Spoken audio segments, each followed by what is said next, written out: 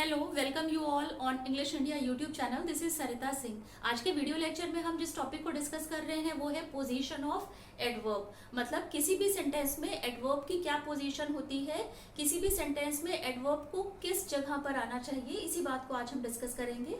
तो उसी से रिलेटेड कुछ इंपॉर्टेंट बातों को मैंने यहाँ पर लिखा है, वन बाय वन हम उन्हें डिस्कस करते हैं। तो जो सबसे पहला इसका पॉइंट है वो है बिफोर एन एडजेक्टिव और एडवर्ब इट क्वालिफाई। मतलब कि एडवर्ब को हम रखते हैं एडजेक्टिव से पहले या एडवर्ब से पहले जिसे वो क्वालिफाई करता है, मतलब जिसके बारे में वो हमें बताता है। एग्जाम्पल है he is very brilliant student. तो यहाँ पर जो वेरी है ये एडवर्ब है, ये वेरी जहां पर है ये एडवर्ब का पोजीशन है। एडवर्ब का जो ये पोजीशन है ये एडजेक्टिव से जस्ट पहले आया है। ब्रिलियंट यहाँ पर एडजेक्टिव है, स्टूडेंट यहाँ पर नाउन है। नाउन को जो वर्ड डिस्क्राइब कर रहा है वो है ब्रिलियंट। ब्रिलियंट यहाँ पर एडजेक्टिव है। एडजेक्टिव से जस्ट पहले ही हम एडवर्ब को रखते हैं, क्योंकि एडवर्ब वो वर्ड्स होते हैं जो एडजेक्टिव, वर्ब, अनदर एडवर्ब को डिफाइन करते हैं, उनके बारे में हमें बताते हैं। तो वेरी यहाँ पर एडवर्ब है, हम इसे हमेशा ही एडजेक्टिव से पहले रखते हैं। एडवर्ब हमेशा ही एडजेक्टिव से पहले आता है। सेकंड एग्जांपल है ही टॉक्स वेरी लाउडली। तो अगेन यहाँ पर ही सेंटेंस का सब्जेक्ट है, टॉक्स यहाँ पर वर्ब है। वर्ब के बाद में दो एडवर्ब का यूज हुआ है। He talks very loudly, very भी यहाँ पर एडवर्ब है और लाउडली भी यहाँ पर एडवर्ब है। जैसा कि हम डिस्कस कर ही चुके हैं कि एडवर्ब वो वर्ड्स होते हैं जो एडजेक्टिव, वर्ब और अनदर एडवर्ब को डिफाइन करते हैं। तो यहाँ पर टॉक्स के बारे में जब बात हो रही है तो वो कैसे बात करता है, वो बहुत लाउडली बात करता है। लाउडली तो करता है लेकिन वेरी लाउडली बात करता है। तो यहाँ पर दो एडवर्ब्स हैं, लाउडली भी एडवर्ब है और वेरी भी एडवर्ब है। टॉक्स को डिफाइन करा है वेरी ने, एडवर्ब ने, और एडवर्ब ने ही एक अनदर एडवर्ब को डिफाइन किया है जो है लाउडली। तो यहाँ पर जो एडजेक्टिव का जो एडवर्ब का पोजीशन है वो हमेशा ही एडजेक्टिव से पहले आएगा या एडवर्ब से पहले आएगा। यहाँ पर ब्रिलियंट एडजेक्टिव था, इससे पहले एडवर्ब आया, और यहाँ पर भी एक अनदर एडवर्ब है लाउडली, उससे जस्ट पहले ही एडवर्ब आया है, वेरी एडवर्ब है। सेकेंड पॉइंट है between the auxiliary and the principal verb. मतलब ऑक्सिलरी वर्ब्स वो वर्ब्स होते हैं, हम डिस्कस कर चुके हैं, जो हमें स्टेट ऑफ बीइंग के बारे में भी बताते हैं, और ऑक्सिलरी वर्ब्स किसी भी सेंटेंस के टेंस को डिफाइन करते हैं। वो ऑक्सिलरी वर्ब्स होते हैं, इन्हें हेल्पिंग वर्ब भी कहा जाता है, मेन वर्ब को हेल्प करने के लिए आते हैं। प्रिंसिपल वर्ब जो मेन काम होता है सेंटेंस में उसको डिफाइन करता है, उसे प्रिंसिपल वर्ब कहते हैं, मेन वर्ब कहते हैं। तो जो एडवर्ब है वो ऑक्सिलरीज एंड मेन वर्ब के बीच में आता है। एग्जाम्पल है you have really missed the golden opportunity. तो यहाँ पर जो हैव है ये ऑक्सिलरी वर्ब है, मिस्ड यहाँ पर मेन वर्ब की तरह आया है, और रियली यहाँ पर एज एन एडवर्ब की तरह वर्क कर रहा है। एडवर्ब ऑक्सिलरी और मेन वर्ब के बीच में भी आता है, इसे हम मेन वर्ब भी कह सकते हैं, प्रिंसिपल वर्ब भी कह सकते हैं। थर्ड पॉइंट है टू और मोर एडवर्ब्स आफ्टर अ वर्ब। जब किसी भी सेंटेंस में दो एडवर्ब्स आते हैं या दो से ज्यादा एडवर्ब्स आते हैं वर्ब के साथ में, तो जब उन्हें हम सेंटेंस में फॉर्म करेंगे, उन्हें जब हम किसी सेंटेंस में रखेंगे, तो उसका जो ऑर्डर होता है वो हमेशा होना चाहिए मैनर, प्लेस एंड टाइम का। मतलब MPT के फॉर्मूले को हमें फॉलो करना चाहिए जब किसी भी सेंटेंस में दो या दो से ज्यादा एडवर्ब्स आते हैं। एग्जाम्पल के थ्रू हम समझेंगे, जैसे कि रिया sang the song happily in the concert yesterday evening. तो यहाँ पर रिया sang, रिया यहाँ का हमारा सेंटेंस का सब्जेक्ट है, sang यहाँ पर वर्ब है, वर्ब के बाद में आया है हैप्पीली, हैप्पीली एडवर्ब है, और यस्टरडे इवनिंग, हैप्पीली जो है ये एडवर्ब ऑफ मैनर है क्योंकि इसने काम करने के ढंग को बताया है। हैप्पीली यहाँ पर एडवर्ब ऑफ मैनर है। In the concert yesterday evening, yesterday evening हमें एडवर्ब ऑफ प्लेस के बारे में बता रहा है, सॉरी एडवर्ब ऑफ टाइम के बारे में बता रहा है कि जो उसने गाना गाया था वो कब गाया था। तो यहाँ पर कहने का मतलब ये है कि अगर किसी भी सेंटेंस में दो या दो से ज्यादा एडवर्ब्स आते हैं तो उन्हें जब हम फॉर्म करते हैं या उन्हें जब हम रखते हैं तो जो ऑर्डर हमें फॉलो करना चाहिए वो होता है, सबसे पहले एडवर्ब ऑफ मैनर आएगा, उसके बाद एडवर्ब ऑफ प्लेस आएगा एंड देन उसके बाद एडवर्ब ऑफ टाइम आएगा। तो यहाँ पर भी जो सेंड है वो वर्ब है, द सॉन्ग हैप्पीली यहाँ पर एडवर्ब ऑफ मैनर है क्योंकि इसने काम करने के ढंग को बताया है। इन द कॉन्सर्ट ये एक प्लेस है, जब हम प्लेस की बात कर रहे हैं तो ये प्लेस है। Yesterday evening adverb of time की बात बता रहा है कि उसने गाना गाया, हैप्पीली गाना गाया था, कॉन्सर्ट में गई थी वो, और कब गई थी, यस्टरडे इवनिंग मतलब कल रात को गई थी। तो एक फॉर्मूला हमें फॉलो करना है हमेशा, अगर किसी भी सेंटेंस में दो या दो से ज्यादा एडवर्ब्स आ रहे हैं, और वो फॉर्मूला है, पहले मैनर एडवर्ब ऑफ मैनर आएंगे, उसके बाद प्लेस एडवर्ब ऑफ प्लेसेस आएंगे, और उसके बाद एडवर्ब ऑफ टाइम आएंगे। एक एग्जांपल और है, I spoke earnestly at the meeting last evening. तो यहाँ पर भी स्पोक वर्ब है, आई यहाँ पर सेंटेंस का सब्जेक्ट है, अर्नेस्टली यहाँ पर एडवर्ब ऑफ मैनर है क्योंकि इसने जो काम हुआ है उसके ढंग को बताया है, तो ये एडवर्ब ऑफ मैनर है। एट द मीटिंग कहाँ पर हुआ था, प्लेस बताया है, ये at the meeting adverb of place की कैटेगरी में आया है।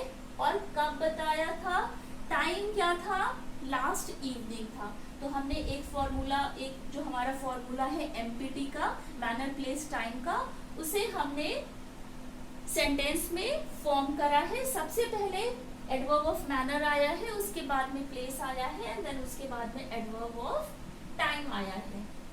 जो इसका थर्ड पॉइंट है वो है after the object of a transitive verb. Transitive verbs वो वर्ब्स होते हैं जिनके बाद में हमेशा ही एक ऑब्जेक्ट आता है, तो हम एडवर्ब को हमेशा ही रखते हैं ट्रांजिटिव वर्ब के ऑब्जेक्ट के बाद में। एग्जांपल देखते हैं, जैसे कि he loves his children dearly, यहाँ पर डियरली एडवर्ब है, यहाँ पर ही सेंटेंस का सब्जेक्ट है, लव्स यहाँ पर वर्ब है, वर्ब के लिए जिसने एज अ ऑब्जेक्ट का काम किया है जिस वर्ड ने वो है हिज चिल्ड्रन।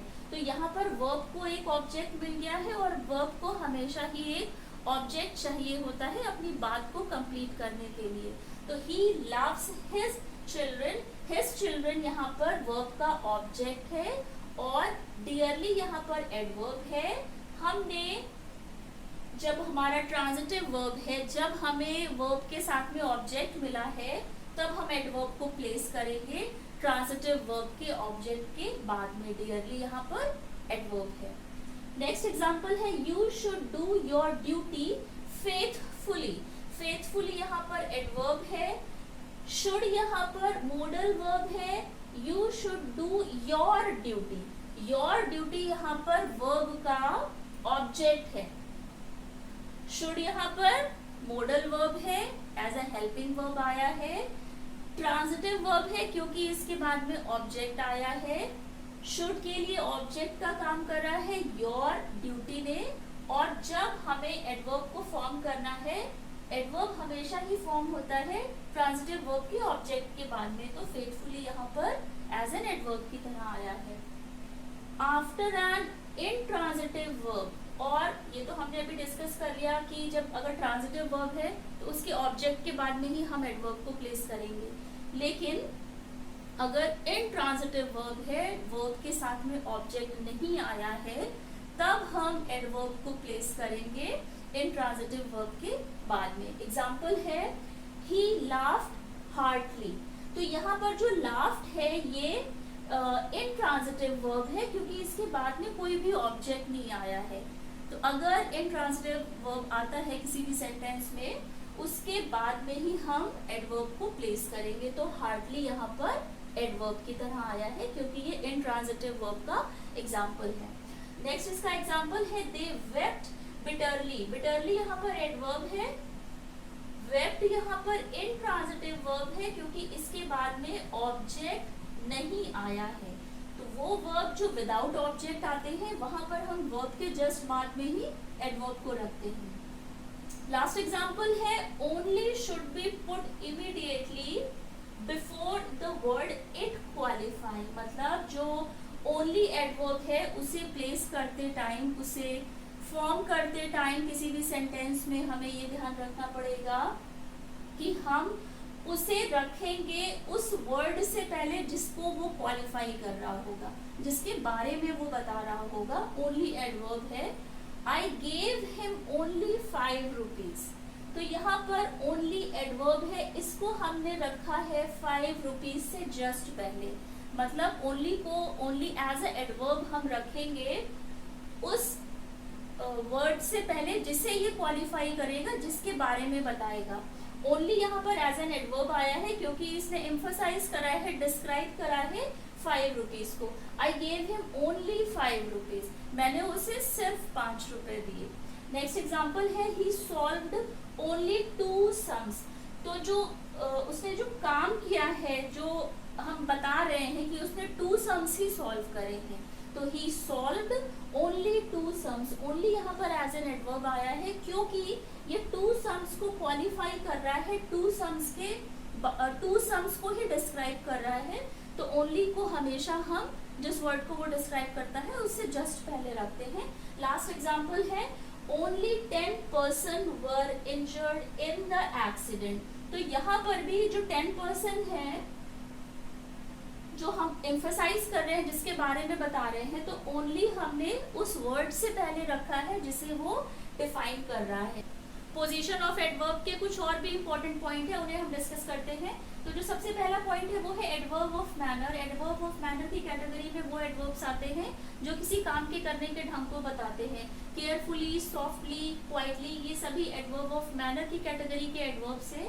तो ये जब एडवर्ब ऑफ मैनर हमें प्लेस करना होता है तो उसे हम प्लेस करते हैं फॉलो द वर्ब और direct object of the verb. Adverb of manner की पोजीशन किसी भी सेंटेंस में या तो वर्ब के बाद में हम देंगे, नहीं तो वर्ब का जो डायरेक्ट ऑब्जेक्ट होगा उसके बाद में हम उसे प्लेस करते हैं। जैसे कि एग्जांपल है रिया ओपन द डोर क्वाइटली, तो यहाँ पर ओपन एक वर्ब है, जो वर्ब है इसके लिए ऑब्जेक्ट का काम किया है द डोर ने, रिया यहाँ सेंटेंस का सब्जेक्ट है, तो Riya open the door, the door यहाँ पर डायरेक्ट ऑब्जेक्ट है वर्ब का, द डोर क्वाइटली, तो क्वाइटली यहाँ पर एडवर्ब है। एडवर्ब का पोजीशन आता है जब हमें वर्ब के लिए डायरेक्ट ऑब्जेक्ट पता है किसी भी सेंटेंस में, वर्ब के डायरेक्ट ऑब्जेक्ट के बाद में एडवर्ब ऑफ मैनर प्लेस होता है, एडवर्ब ऑफ मैनर आता है, तो क्वाइटली यहाँ पर एडवर्ब ऑफ मैनर है।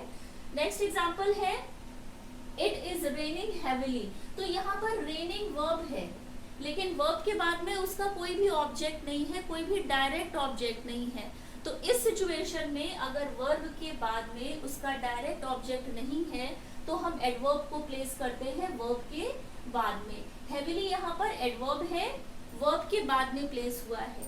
एडवर्ब ऑफ मैनर वो एडवर्ब्स होते हैं जो वर्ब के बाद में आते हैं या जब वर्ब का एक डायरेक्ट ऑब्जेक्ट है उस सेंटेंस में, तो डायरेक्ट ऑब्जेक्ट के बाद भी आ सकते हैं। एक एक्सेप्शन ये भी है quickly she ate her dinner and run out, तो यहाँ पर जो क्विकली है वो भी एज एन एडवर्ब की तरह आया है। एज एन एडवर्ब हम एडवर्ब ऑफ मैनर में जो भी एडवर्ब्स आते हैं उन्हें हम तब प्लेस करेंगे जब वो पूरे सेंटेंस को क्वालिफाई करता है, रिमेनिंग के सेंटेंस के बारे में जब वो हमें बताता है। अभी इसी से रिलेटेड एक क्लास पॉइंट है, वहां पर हम इस बात को और डिटेल में डिस्कस करेंगे। एडवर्ब ऑफ प्लेस के बारे में अब बात करते हैं कि एडवर्ब ऑफ प्लेस की पोजीशन क्या है सेंटेंस में। तो एडवर्ब ऑफ प्लेस में जो एडवर्ब्स आते हैं वो है somewhere, outside, here and there. ये एडवर्ब ऑफ प्लेस की कैटेगरी के एडवर्ब्स हैं, ये फॉलो करते हैं the verb and direct object. Simple है he looked everywhere, he looked में लुक्ड वर्ब है, एवरीवेयर यहाँ पर एडवर्ब ऑफ प्लेस है। तो यहाँ पर क्योंकि हमें डायरेक्ट ऑब्जेक्ट नहीं मिला है वर्ब के लिए, वर्ब के बाद में ही हमने एडवर्ब को प्लेस करा है। ही लुक्ड एवरीवेयर, उसने देखा, सब तरफ देखा, तो यहाँ पर लुक के बाद में कोई भी उसका डायरेक्ट ऑब्जेक्ट नहीं है, तो एडवर्ब ऑफ प्लेस को हम प्लेस कर सकते हैं वर्ब के जस्ट बाद में। नेक्स्ट एग्जाम्पल है इसका, हाँ ये एग्जाम्पल है did you meet him yesterday. अब यहाँ पर एडवर्ब ऑफ टाइम की भी जब हम बात करते हैं, जिसमें today, yesterday, tomorrow, today evening, last evening, जब टाइम की बात आती है तो वहां पर भी हम एडवर्ब को प्लेस करते हैं वर्ब के बाद में, या अगर वर्ब का डायरेक्ट ऑब्जेक्ट है उसके बाद में हम एडवर्ब को प्लेस करते हैं। तो ये इंटेरोगेटिव क्वेश्चन है, did you meet him yesterday. तो क्योंकि इंटेरोगेटिव क्वेश्चन है, क्वेश्चन पूछने का काम करा गया है, तो हेल्पिंग वर्ब को पहले रखा गया है। डिड यहाँ पर हेल्पिंग वर्ब है, यू यहाँ पर सेंटेंस का सब्जेक्ट है, मीट यहाँ पर वर्ब है और हिम यहाँ पर प्रोनाउन है। इसने वर्ब के लिए डायरेक्ट ऑब्जेक्ट का काम किया है। हमने अभी तक ये डिस्कस करा है, किसी भी सेंटेंस में सब्जेक्ट एंड ऑब्जेक्ट हमेशा ही नाउन या प्रोनाउन होते हैं। तो यहाँ पर हमें मीट के लिए जो वर्ब मीट है, इसके लिए हमें डायरेक्ट ऑब्जेक्ट हिम मिल गया है, इसीलिए हमने जिस एडवर्ब यस्टरडे को प्लेस करा है वो वर्ब के डायरेक्ट ऑब्जेक्ट के बाद में है। एक्सेप्शंस जो हमने पहले डिस्कस करा था कि कभी कभी एडवर्ब एकदम सेंटेंस के स्टार्टिंग में भी आ जाता है। तो आउटसाइड यहाँ पर एडवर्ब है, outside there was a small pond. और ये जब हम पहले यूज करते हैं एडवर्ब को, अगर हम किसी सेंटेंस में सबसे पहले यूज करते हैं तो या तो वो उसके बाद के रिमेनिंग का जो सेंटेंस है, जैसे कि there was a small pond, ये रिमेनिंग का जो सेंटेंस है इसको क्वालिफाई करता है। और अक्सर जब हम स्टोरी राइटिंग भी करते हैं तो हम इस तरह से एडवर्ब को यूज करते हैं सेंटेंस के स्टार्टिंग में। तो outside there was a small pond, यहाँ पर आउटसाइड जो है एडवर्ब ऑफ प्लेस है। और इसके बाद है एडवर्ब ऑफ फ्रीक्वेंसी। फ्रीक्वेंसी में जो भी एडवर्ब्स आते हैं वो है सम टाइम, ऑफन या रेयरली। तो फॉर एग्जांपल है I have never seen a lion. तो यहाँ पर हैव क्या है, हेल्पिंग वर्ब है। हेल्पिंग वर्ब के बाद में हमने जस्ट एडवर्ब को प्लेस करा है। एडवर्ब नेवर यहाँ पर एडवर्ब है, नेवर सीन यहाँ पर एज अ मेन वर्ब की तरह आया है। तो हेल्पिंग वर्ब और मेन वर्ब के बीच में भी एडवर्ब्स आते हैं। इसके बाद है I usually have a breakfast at 9। तो यहाँ पर भी सेंटेंस के सब्जेक्ट के बाद में एडवर्ब को प्लेस करा गया है, I usually have a breakfast at 9। Some time कुछ एक्सेप्शंस हैं जिसमें हम सब्जेक्ट के बाद में भी एडवर्ब को प्लेस कर सकते हैं। नेक्स्ट एग्जांपल है सम टाइम्स शी वोर अ हैट। तो यहाँ पर भी सम टाइम्स जो है ये पास में ही होगा, सम टाइम्स जो है ये एडवर्ब ऑफ फ्रीक्वेंसी है, फ्रीक्वेंसी को बता रहा है। तो सम टाइम को हमने स्टार्टिंग में इसलिए रखा है जब ये रिमेनिंग के जो सेंटेंस को क्वालिफाई कर रहा है, रिमेनिंग का जो सेंटेंस का पार्ट है उसको ही क्वालिफाई जब हमें कराना होता है या रिमेनिंग पार्ट को हम क्वालिफाई करते हैं तो सबसे पहले हम एडवर्ब को प्लेस करते हैं नीचे। लास्ट का जो एग्जांपल है वो बहुत ही इंपॉर्टेंट है, an adverb is placed at the beginning of the sentence to qualify it. जैसा कि मैंने आपको इन एग्जांपल में बताया था, quickly she ate her dinner and run out and outside there was a small pond. तो जब हम एडवर्ब को प्लेस करते हैं at the beginning of the sentence, किसी भी सेंटेंस के बिगिनिंग में अगर हम एडवर्ब को प्लेस करते हैं तो वो रिमेनिंग का जो सेंटेंस का पार्ट है उसे क्वालिफाई करता है। जैसे कि यहाँ पर एग्जांपल भी है, अनफॉर्चुनेटली, अनफॉर्चुनेटली यहाँ पर एडवर्ब है, एडवर्ब का पोजीशन सेंटेंस में सबसे स्टार्टिंग में है। Unfortunately he fell ill and could not attend the meeting. जब हमें सेंटेंस के जो रिमेनिंग का पार्ट है he fell ill and could not attend the meeting, जब हमें इसे क्वालिफाई करना है, इसी को ही डिस्क्राइब करना है, तो हम एडवर्ब को पहले भी रख सकते हैं। एडवर्ब का पोजीशन सेंटेंस में पहले भी आ सकता है। नेक्स्ट एग्जांपल है, luckily he was not injured in the accident. तो लकीली यहाँ पर क्या है, एडवर्ब है। अनफॉर्चुनेटली यहाँ पे क्या था, एडवर्ब था। तो जब हम किसी भी सेंटेंस को क्वालिफाई करते हैं, उसको एम्फसाइज करते हैं, तो सेंटेंस को एम्फसाइज या क्वालिफाई करने के लिए हम एडवर्ब के पोजीशन को, मतलब एडवर्ब को हम सेंटेंस के स्टार्टिंग में भी रख सकते हैं, जो यहीं पर हमने एग्जांपल अभी डिस्कस करे थे। नेक्स्ट इसका एग्जांपल है टू एम्फसाइज। जब हमें किसी भी चीज को एम्फसाइज करना होता है तो वहां पर भी हम एडवर्ब को पहले रख सकते हैं। जैसे देयर गोज द बॉल। तो यहाँ पर क्योंकि हम बॉल को एम्फसाइज कर रहे हैं, बॉल के बारे में बता रहे हैं और गोज यहाँ पर वर्ब है, तो जब हम किसी बात को एम्फसाइज कर रहे हैं, बॉल को एम्फसाइज कर रहे हैं कि there goes the ball, goes यहाँ पर वर्ब है, वर्ब को जिसने और क्वालिफाई किया है वो है देयर। देयर यहाँ पर एडवर्ब ऑफ प्लेस की कैटेगरी के एडवर्ब्स में आता है, तो सेंटेंस को एम्फसाइज करने का काम भी एडवर्ब करते हैं। नेक्स्ट एग्जांपल है हियर कम्स द ब्राइड। तो यहाँ पर भी कम्स वर्ब है, वर्ब को डिफाइन कर रहा है हेयर। हेयर यहाँ पर एडवर्ब ऑफ प्लेस के एडवर्ब से एम्फसाइज कर रहा है, ब्राइड के बारे में बता रहा है, कम्स को एम्फसाइज कर रहा है, here comes the bride. Last example है it also introduce an exclamatory sentences, मतलब कि जो एक्सक्लेमेटरी के सेंटेंसेस होते हैं उन्हें भी एडवर्ब क्वालिफाई करता है, बताता है उनके बारे में।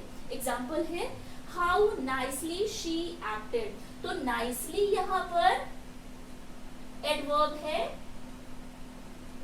और यहाँ पर जो हाउ है ये एज एन एडवर्ब की तरह यूज हुआ है, क्योंकि नाइसली तो यहाँ पर एडवर्ब है ही, ये तो हमको पता है कि ly ऐड है, एडजेक्टिव में ly ऐड है, तो ये एडवर्ब है। एडवर्ब को और जो डिफाइन कर रहा है वो है अनदर एडवर्ब, एंड हाउ यहाँ पर एक एज एन एडवर्ब की तरह आया है जब ये इंट्रोड्यूस करता है किसी भी एक्सक्लेमेटरी सेंटेंस को। हाउ नाइसली शी एक्टेड, तो यहाँ पर भी नाइसली को और किसने डिफाइन करा है, हाउ ने। हाउ यहाँ पर एज एन एडवर्ब की तरह आया है। तो अभी तक यहाँ पर हमने जो भी डिस्कस करा है उसमें ये देखा है कि adverb of manner, place, frequency या एडवर्ब ऑफ टाइम की जब हम बात करते हैं तो वहाँ पर ये इसका पोजीशन जो होता है एडवर्ब का वो वर्ब के बाद में होगा या वर्ब के का जो डायरेक्ट ऑब्जेक्ट है उसके बाद में होगा। और एडवर्ब का पोजीशन सेंटेंस के स्टार्टिंग में भी हो सकता है, जब वो किसी भी सेंटेंस को क्वालिफाई करता है उसके बारे में बताता है, एम्फसाइज भी करेगा तभी भी एडवर्ब पहले आएगा, उसका पोजीशन पहले आएगी। और जब हम एक्सक्लेमेटरी सेंटेंसेस को फॉर्म करते हैं तो वहां पर भी एडवर्ब को हम पहले रख सकते हैं। तो आज के वीडियो लेक्चर में हमने पोजीशन ऑफ एडवर्ब को डिस्कस करा है कि एडवर्ब किसी भी सेंटेंस में हम कहाँ पर उसको प्लेस कर सकते हैं, या देख के भी हम आइडेंटिफाई कर पाएंगे कि कहाँ पर आइडेंटिफाई करने को आएगा, तो हम इजीली आइडेंटिफाई कर पाएंगे कि वो सेंटेंस एडवर्ब है या नहीं है। तो आज के वीडियो लेक्चर में बस इतना ही। चैनल को लाइक, सब्सक्राइब एंड शेयर कर दीजिएगा और वीडियो को पसंद कर दीजिएगा। टिल देन टेक केयर, मिलते हैं अपने नेक्स्ट वीडियो लेक्चर में।